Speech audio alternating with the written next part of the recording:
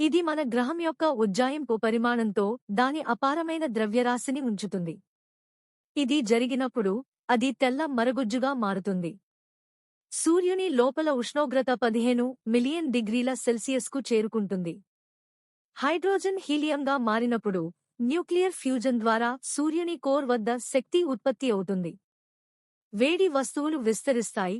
సూర్యుడు తన అపారమైన గురుత్వాకర్షణ శక్తి లేకుంటే పేలిపోతుంది. సూర్యుని ఉపరితలంపై ఉష్ణోగ్రత 5600 డిగ్రీల సెల్సియస్కు దగ్గరగా ఉంటుంది.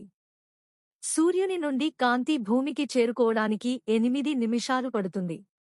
సూర్యుడు భూమి నుండి సగటున 150 మిలియన్ కిలోమీటర్ల దూరంలో ఉన్నాడు. కాంతి సెకనుకు 300,000 కిలోమీటర్ల వేగంతో ప్రయాణిస్తుంది. ఒకదానితో ఒకటి విభజించడం వల్ల మనకు సుమారుగా 500 సెకన్లు లేదా